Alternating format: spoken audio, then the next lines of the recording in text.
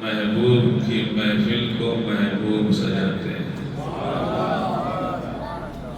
محبوب کی محفل کو محبوب سجاتے ہیں۔ آتے ہیں وہی جن کو سرکار بلاتے ہیں۔ نہیں کہہ سکتے محبوب، جسے چاہا در پہ بلا لیا، جسے چاہا اپنا بنا لیا، جسے چاہا در پہ بلا لیا، جسے چاہا اپنا بنا لیا۔ یہ بڑے کرم کے ہیں فیصلے، یہ بڑے نصیب کی بات ہے۔ ماشاءاللہ بچہ اگر یہاں بیٹھا ہے تو وہ ان لوگوں سے افضل ہے اس وقت جو آؤٹ آف مسجد مدینہ ہے۔ بزرگ ہو چاہے لیڈیز ہو چاہے جینٹس ہو چاہے کتنی بڑا ہو، اس وقت مسجد کے اندر بیٹھنے والا بچہ افضل ہے۔ کیوں؟ کیونکہ وہ کسی عام مجلس میں نہیں بیٹھا ہے، وہ ڈبل جنت کی کیاری کے اندر کیاری اس کے اندر بیٹھا ہوا ہے۔ اور جو کسی میں نہ بیٹھا تو مقابلہ ہو پائے گا۔ اس لیے یہ پیغمبر اسلام کی مجلس ہے، یہاں تو وما توفیق الا باللہ، جسے اللہ توفیق عطا فرمائے گا وہی اکٹھے۔ اللہ رب العزت ہمارے اور آپ کے اس بیٹھنے کو، سننے کو، سنانے کو اپنی بارگاہ میں قبول فرمائے۔ ایک بار درود شریف پڑھ لیجیے، اللہم صلی علی سیدنا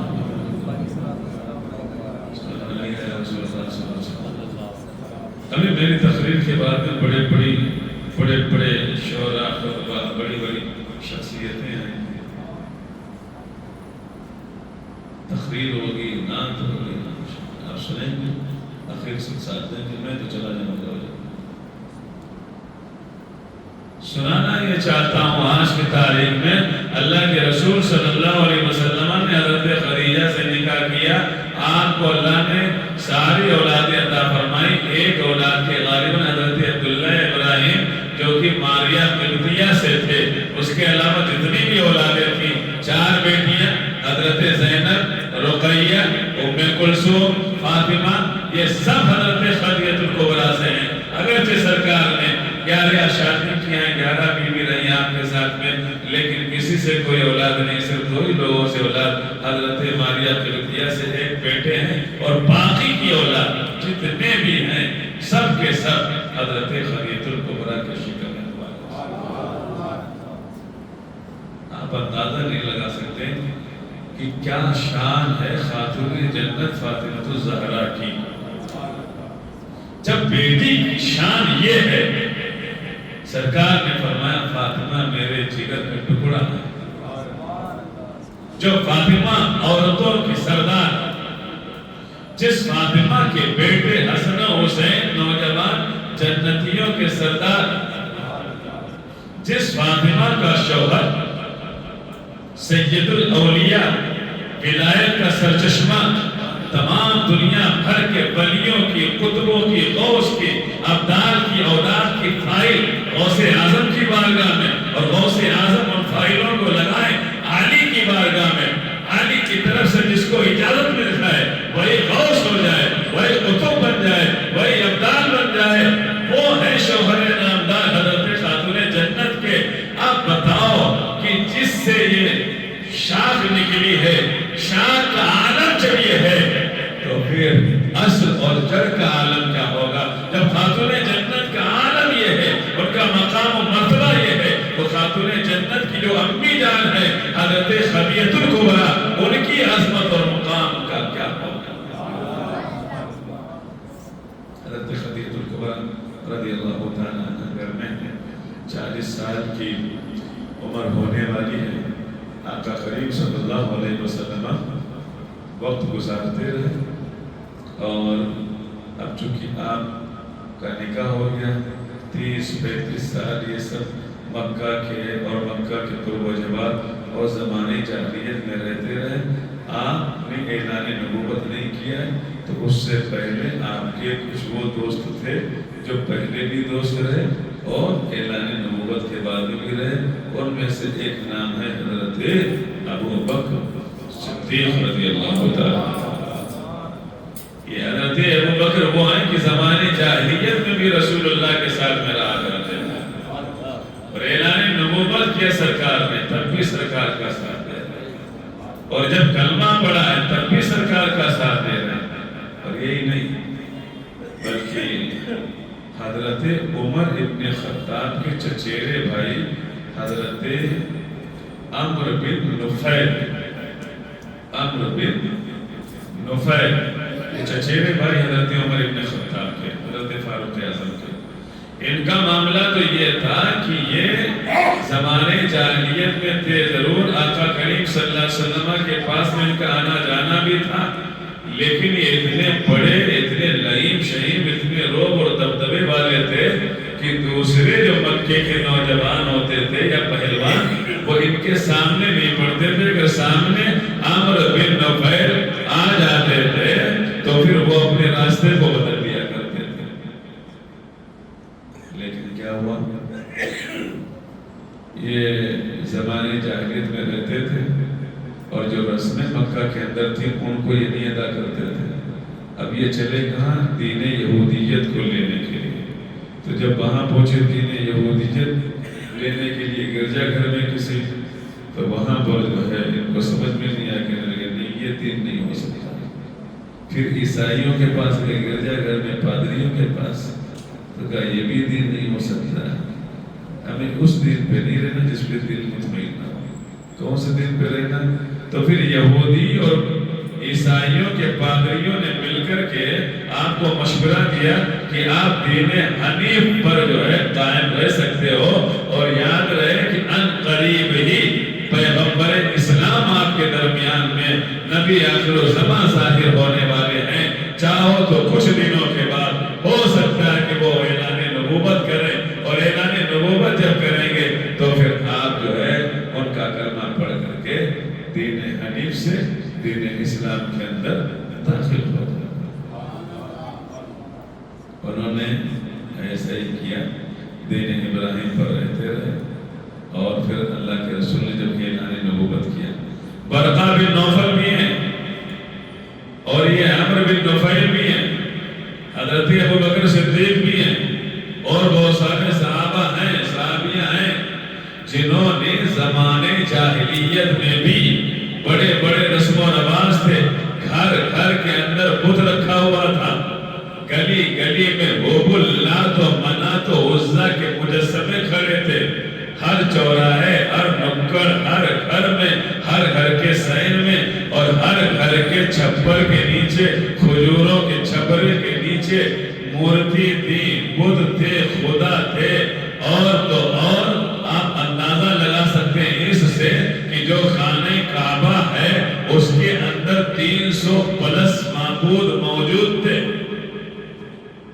جب خدا کا گھر جیسی جگہ نہ بچی تھی, نہ سیف تھی, نہ محفوظ تھی, تو کون سی جگہ بچی ہوگی؟ ایسے ماحول میں اللہ کے رسول حضرت خدیجہ, حضرت علی, حضرت ابو بکر صدیق اور دیگر صحابہ کرام کے زندگی میں, فطرت میں, ذہن میں, دل میں, دماغ میں کسی کا بھی اثر نہیں ہوا. آج ہم کہتے ہیں 2 سال کے لیے ہمارا بچوا گیا کہاں؟ سعودیہ. اب جو سعودیہ سے آیا واپس تو سانڈ بن کے پیر پھیلا کر کے اور کھڑا ہو گیا, لمبی مار ٹانگیں چیر کر کے نماز کے اندر, بغیر ٹوپی کے, بغیر کپڑے کے, ہاتھ پیر مارتا ہوا, ایسا لگ رہا ڈنڈی مار رہا ہے. بھائی کہاں سے آیا؟ سعودیہ سے. کیوں نماز, کیوں ٹوپی نہیں لگاتا؟ ارے سعودیہ میں تو کوئی ٹوپی نہیں لگاتا ہے. بھائی پیر کیوں پھاڑ رہا ہے؟ کیا بیچ میں تھوڑا نکل آیا ہے جو پیر تیرے چرنے لگے؟ نہیں, وہاں حرم میں دیکھا ہے, سعودیہ میں دیکھا ہے, مسجد نبی میں دیکھا ہے, حرم شریف میں دیکھا, دبئی میں دیکھا ہے. سب ایسے نماز پڑھتے. انڈیا کے لوگ پتہ نہیں کیسے نماز پڑھتے. اس کو یہ نہیں معلوم ہے کہ اس کی اصل یہی کا ہے, یہی کا باپ ہے, یہی کی ماں ہے. انڈیا ہی میں سب کچھ ہے. انڈیا انڈیا سے 2-4 دن کے لیے کیا کیا اور آیا تو اپنی فطرت ہی بدل کر کے چلا آیا. اور اللہ کے رسول 40 سال تک، ایک مہینہ نہیں، 40 دن نہیں، 40 راتیں نہیں، 40 سال تک مکے کی دھرتی پر کافروں کے درمیان میں، مشرکوں کے درمیان میں، ان کے رسم و رواج کے درمیان میں، ان کے تہوار، ان کے بازار کے درمیان میں، ان کے خداؤں کے درمیان میں راتوں دن گزارتے رہے، لیکن کسی ایک کام کا بھی اثر ان کی ذات اور ان کے دل و دماغ پر نہیں ہوا. اخلاق رسول، سیرت رسول ہی تو ہمارے لیے نمونے عمل ہے. ہم کیسے مسلمان ہیں یار، کیسے امتی ہیں، اتنے پلپلے، اتنے سڑے ہوئے، اتنے کمزور کہ مطلب گئے 2 ہفتہ رہے اور آ کر کے اپنا ضمیر بیچ دیا، اپنا ایمان کھو دیا، اپنی حرکتیں بدل دی، نقل کر دی، ٹوپی چلی گئی، پیر پھیل گئے، اتنے کمزور پیر کہ وہاں جا کر کے پھیل گئے، اتنی کمزور ٹوپی یہاں سے وہاں جا کر کے ٹوپی ادھر گئی. یہ اصل میں تعلیم نہ ہونے کا نتیجہ ہے. انسان کی جو فطرت ہوتی نا صحیح، چاہے وہ کہیں چلا جائے، کبھی بدل نہیں سکتا، وہ بدلو نہیں ہو سکتا، چاہے اپنے گھر رہے، چاہے اپنے ملک میں رہے، چاہے الگ رہے. 4 سے 5 سال الحمدللہ وہ مصر کی سرزمین پر رہ کر آیا. ایجپشین جامعہ الازہر یونیورسٹی میں حالات یہ تھے کہ کوئی لوور اور ٹی شرٹ پہنتا تو کوئی پینٹ اور شرٹ پہنتا. ٹی شرٹ اور لوور اور پینٹ شرٹ پہننے والے کون؟ یہ وہ لوگ تھے جو مصلی پہ کھڑے ہو کے نمازیں پڑھاتے تھے.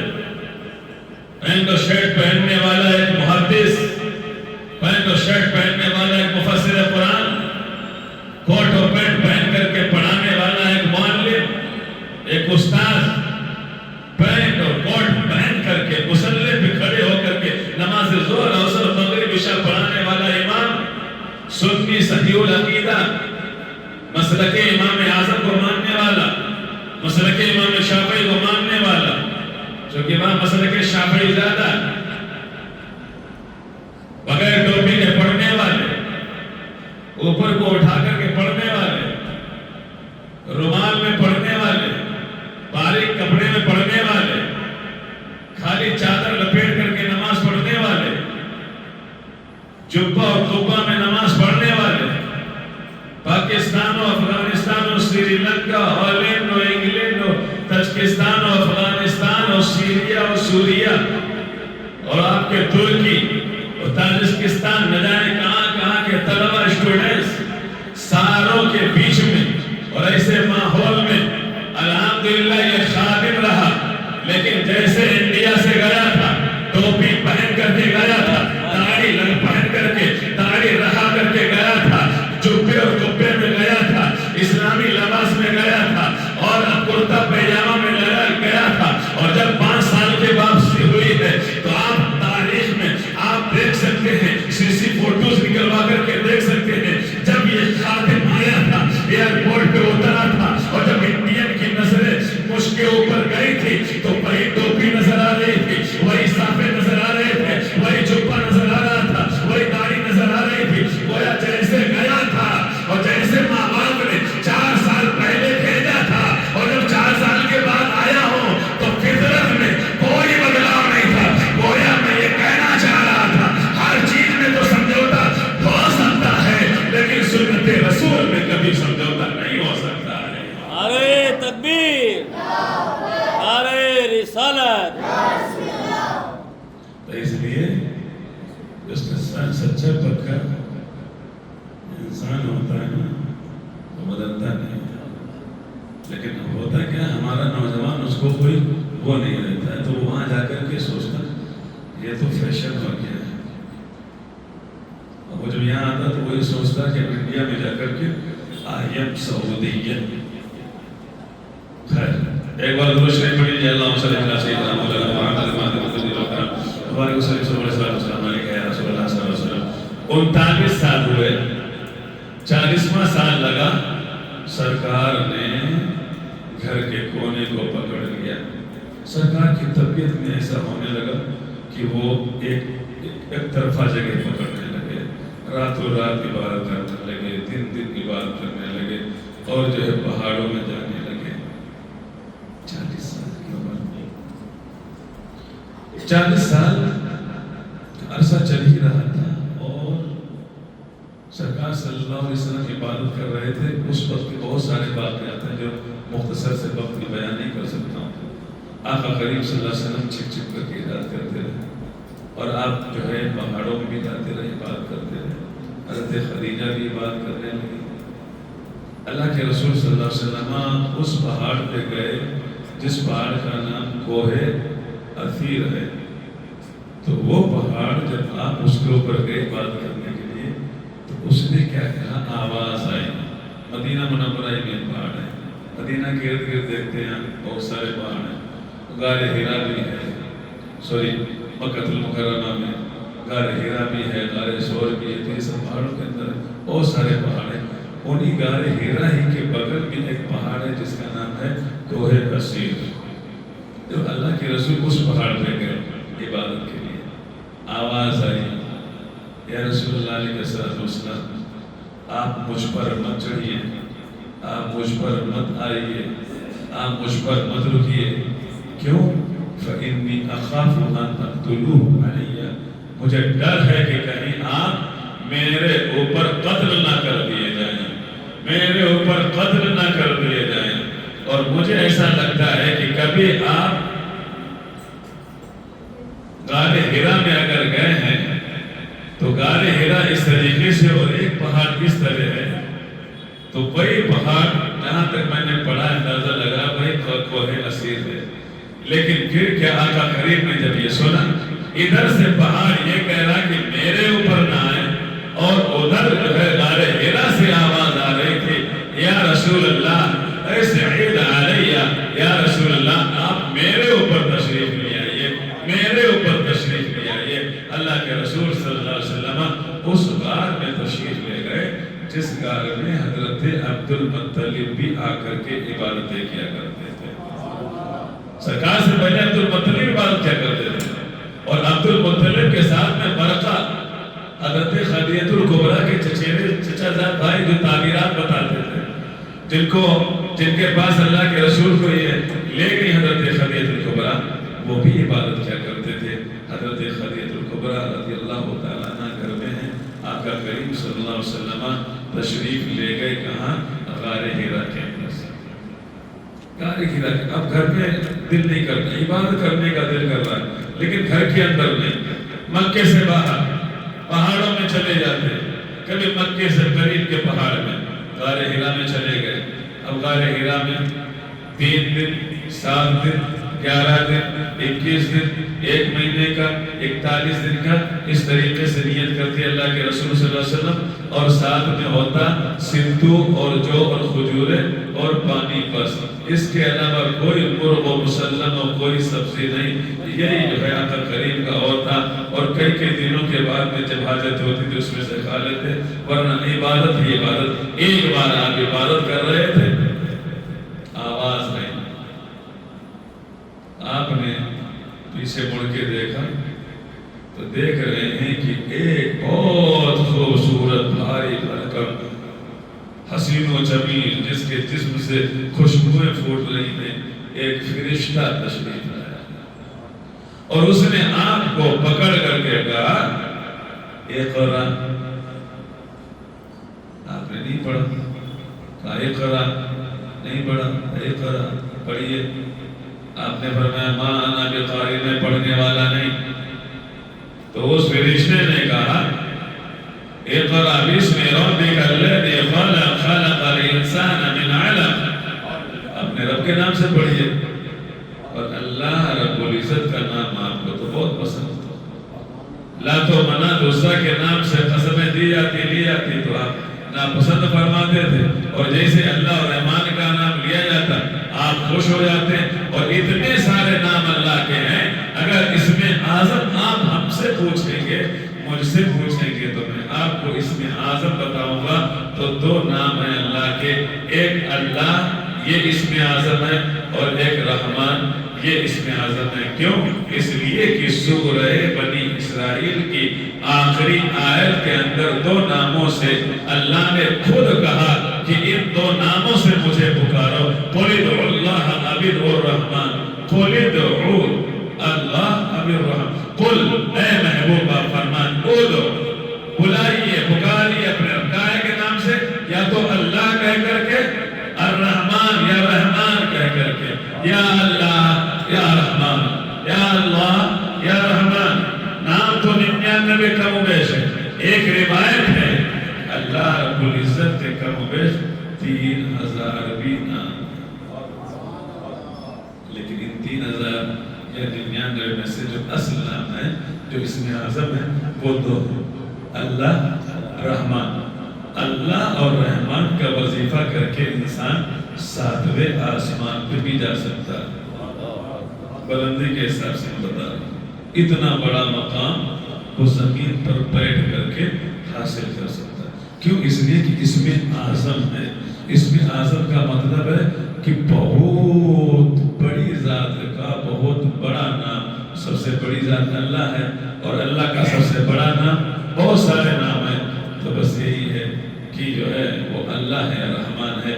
خیر، تو اس آنے والے فرشتے نے کہا پڑھو، تو آپ نے پڑھنا شروع کر دیا، اور جب آپ نے پڑھنا شروع کر دیا تو آپ نے پڑھا تو ضرور، لیکن جو آنے والا فرشتہ تھا وہ تفسیر اور قرآن کی تشریح و آیت میں لکھا ہوا ہے بخاری و مسلم میں کہ وہ حضرت جبریل امی علیہ السلام تھے، جو اللہ کے رسول کو پڑھانے آئے تھے، لیکن اللہ کے رسول نے جب تنہائی میں ان کو دیکھا اور پہلی مرتبہ دیکھا اور پہلی مرتبہ ان کی آواز کو سنا، اور پھر انہوں نے 3 مرتبہ ان کو دبایا بھی، جیسے کہ ماں دباتی ہے بچے کو، اس کے بعد میں چھوڑا، اور پھر کیا ہوا کہ ان کے اوپر یہ آیت نازل ہوئی، اور آیت نازل ہونے کا، پڑھنے کا، پڑھانے کا یہ بہت زیادہ بوجھ تھا، تو پھر کیا تھا، اللہ اکبر، حضرت خدیجہ الکبریٰ کے پاس میں آپ ڈرتے ڈراتے غار ہیرا سے اتر کے آئے۔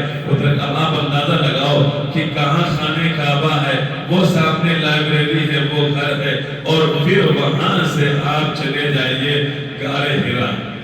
غار ہیرا سے اتر کر کے آقا کریم صلی اللہ علیہ وسلم آئے، آنے کے بعد میں ڈرتے ڈراتے ہانپتے کانپتے حضرت خدیجہ الکبریٰ سے کہا زملونی زملونی یا زوجتی، اے خدیجہ مجھے کمبل اڑاؤ، مجھے کمبل اڑاؤ، مجھے بخار آ رہا ہے، مجھے جو ہے سردی لگ رہی، ٹھنڈ لگ رہی۔ آقا کریم صلی اللہ علیہ وسلم کی جب یہ حالت دیکھی تو حضرت خدیجہ الکبریٰ ڈر گئی کہ آخر ایسا کیا ہو گیا، ابھی تک تو کبھی ایسی حالت نہیں ہوئی، آج ایسا کیا ہوا۔ آقا کریم صلی اللہ علیہ وسلم سہم گئے۔ آقا نے ارشاد فرمایا اے عائشہ مجھے ڈر ہے کہ میں کہیں انتقال نہ کر جاؤں۔ حضرت خدیجہ الکبریٰ نے کہا کہ آپ کیسی باتیں کر رہے ہیں، اللہ رب العزت آپ کے ساتھ برا نہیں کرے گا۔ کیوں؟ اس لیے کہ آپ مہمانوں کی میزبانی کرتے ہیں، آپ بے قصوں کے، مجبوروں کی، یتیموں کی، بیواؤں کی دلجوئی کرتے ہیں، آپ اللہ کی عبادت کرتے ہیں، آپ دوسروں کا بھلا چاہتے ہیں۔ اللہ اکبر، حضرت خدیجہ الکبریٰ نے سرکار کو تسلی عطا فرمائی۔ یہاں پر بیویوں کو سوچنا چاہیے، جب آدمی آتا ہے نا کہیں سے پریشان یا پریشان ہوتا ہے، تو آج کی عورتیں تو ایسی ہیں بھیا کہ بجائے ان کو ذہنی سکون دینے کے تو اور جو ہے پورا پمپ پھوڑ دیا جاتا ہے، اس میں اور اضافہ ہو جاتا ہے۔ حضرت خدیجہ الکبریٰ نے تسلی دی، تسلی دینا چاہیے، سبق و درس حاصل کرنا چاہیے۔ آقا کریم کو ایسے الفاظوں میں اس انداز سے تسلی دی، سید الانبیاء حضرت خدیجہ الکبریٰ کی بات کے اوپر اتنا سکون محسوس کرتے ہیں، اے خدیجہ اللہ تمہیں سلامت رکھے، اگر تم نے ہماری دلجوئی نہ کی ہوتی تو مجھے سکون نہ ملتا۔ وقت گزرتا گیا، پھر آقا کریم ایک مرتبہ کہیں جا رہے تھے، اللہ اکبر، آواز آئی گھڑگھڑاہٹ کی، آسمان کی طرف دیکھا تو دیکھا کہ وہ فرشتہ ہے جو غار ہیرا ملا تھا۔ کرسی کے اوپر بیٹھا ہوا ہے، دیکھے تو پھر دوڑ لگانے لگے۔ تو پھر ایک آیت نازل ہوئی، یا ایھا المدثر قم فانذر وربک فکبر وثیابک فطہر، سورہ مدثر کی پہلی آیت، یا ایھا المدثر قم فانذر، یعنی تبلیغ کے 3 دور ہیں۔ ایک دور تو یہ تھا غار حرا میں جا رہے تھے، یہ پہلا دور چل رہا تھا۔ اب یہ پہلی آیت نازل ہوئی اقرا بسم، تو یہ پہلا دور۔ اب یہ دوسری آیت نازل ہوئی، یا ایھا المدثر قم فانذر، اے مبارک چادر اوڑھنے والے، قم کھڑے ہو جائیے، فانذر اور ڈرائیے، قم فانذر ڈرائیے۔ مطلب یہ ہے کہ اے محبوب اٹھیے، اور دوسری جگہ اسی کی آیت کا اور تفسیر بیان کی، ایک آیت دوسری آیت کی تفسیر ہوتی ہے سورہ شورى کے اندر ہے، وَأَنذِرْ عَشِيرَتَكَ الْأَقْرَبِينَ، اپنے رشتہ داروں کو ڈرائیے۔ اللہ کے رسول کو پتہ چل گیا کہ اب جو ہے نا گھر والوں کو تبلیغ دینے کا حکم آ گیا ہے۔ پہلے مرحلے میں اکیلے جو ہے نمازیں پڑھ رہے تھے چھپکے سے، پھر کیا ہوا جب یہ آیت نازل ہوئی تو پھر گھر والوں کو حکم دینے کا۔ ہمیں سبق لینا چاہیے بہت ساری باتیں۔ پہلے انسان کو اپنے آپ کو سدھارنا چاہیے، پہلے دور سے یہ ہمیں ملتا ہے سبق کہ پہلے انسان کو اپنے آپ کو سنبھالنا چاہیے، اور دوسرے دور سے آقا کریم کے یہ ہمیں سبق ملتا ہے کہ پھر ہمیں اپنے گھر والوں کو تبلیغ اور دعوت کرنی چاہیے۔ اللہ کے رسول نے جو ہے گھر میں اپنے خاندان میں حضرت خدیجہ کو، علی کو اور جو بھی تھے سب کو جو ہے دعوت دینے لگے۔ یہ وقت گزر تھا، اس میں بھی پریشانی نہیں آئی۔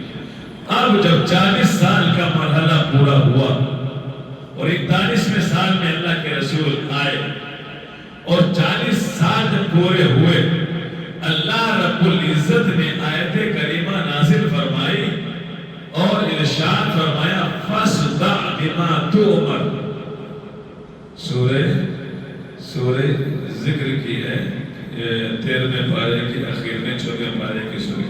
اے محبوب اٹھ جائیے اور علل اعلان دین و اسلام و مذہب کی تبلیغ کیجیے۔ اللہ اکبر۔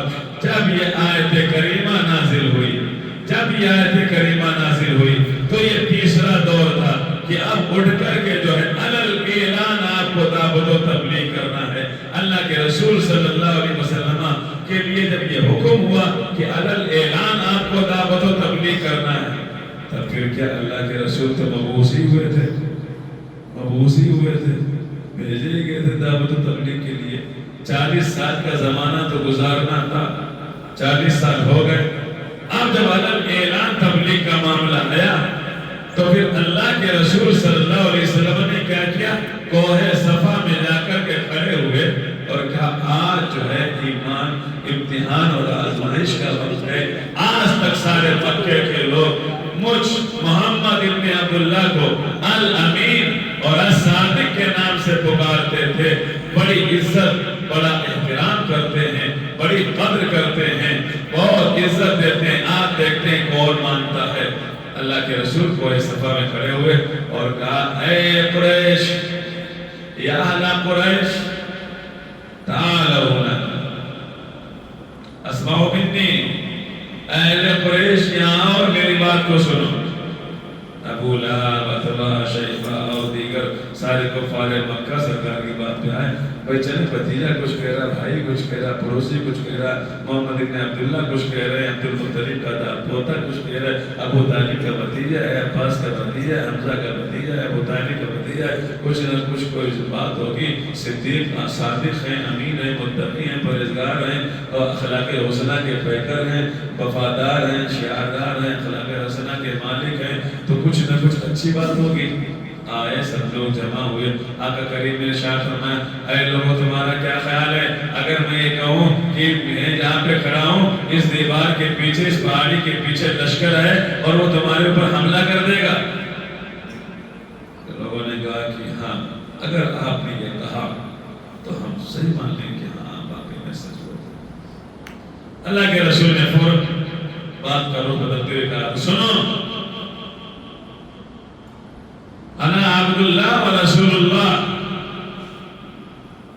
میں اعلان نبوت کرتا ہوں کہ میں نبی ہوں، تمہارے درمیان میں بھیجا گیا، مبعوث کیا گیا۔ اب میری رسالت کی اقرار اور میری رسالت کی گواہی تم دو گے، میرا کلمہ بھی پڑھو گے، میرے لائے ہوئے دین و اسلام اور مذہب کو بھی فالو کرو گے۔ جب اتنا کہا ابھی بھیڑ لگی تھی، سارے لوگ تھے، دیکھ رہے ہیں تو سب چلے گئے۔ ابو لہب کچھ کہتا ہوا چلا گیا، ابو جہل کچھ کہتا ہوا چلا گیا، شیبہ کچھ بولتا ہوا چلا گیا، کوئی کافر کچھ کہتا ہوا چلا گیا۔ سرکار آئے تھے تو اکیلے کھڑے تھے، اور جب اعلان کیا ہے تو سب چلے گئے، اکیلے کوہ صفا کی وادی پر۔ وہی منظر تھا جب حضرت مسلم بن عقیل کوفہ پہنچے تو اکیلے تھے، اور جب ساتھیوں نے ساتھ چھوڑا تھا کئی ہزار لوگوں نے، اور جب نماز مغرب میں عصر میں انہوں نے سلام پھیرا تھا تو پھر کچھ تھے، اور وہ بھی جب تک آپ کھڑے ہوئے تب تک پتا چلا کہ کوئی نہیں رہ گیا۔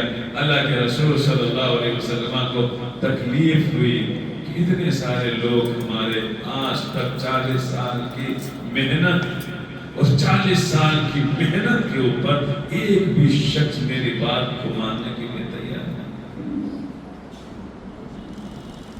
اب جو موحد تھے، جو مومن تھے، جیسے کہ حضرت ابوبکر، حضرت خدیجہ، حضرت علی وغیرہ، وہ تو اپنی جگہ تھے ہی تھے، لیکن جو کافروں مشرکوں کے لیے تھا، پہلے تو گھر کے لیے دعوت کا حکم ہو گیا، پھر جو ہے تمام عالم اعلان کے لیے، تو یہ باہر والوں کے لیے تھا۔ اب کیا تھا، اللہ کے رسول صلی اللہ علیہ وسلم نے کہا ٹھیک ہے، اب چونکہ رب کا حکم ہے تو اب چپکے چپکے سے تو دعوت کر نہیں سکتے۔ اب کیا ہوا، خانے کعبہ میں دعوت کر رہے ہیں، چلتے پھرتے بول رہے ہیں، کسی کو بلا کر کے بول رہے ہیں، چلتے پھرتے جا رہے ہیں، بازاروں میں جا رہے ہیں، گلیوں میں جا رہے ہیں، گھروں میں جا رہے ہیں، سینے خانے کعبہ میں جا رہے ہیں۔ اللہ اکبر! جب دیکھا کافروں نے، مشرکوں نے کہ ابو طالب کے بھتیجے نے تو ماحول ہی بھی الگ کر دیا ہے، پھر کیا ہوا، اللہ کے رسول صلی اللہ علیہ وسلم کو تکلیفیں دینے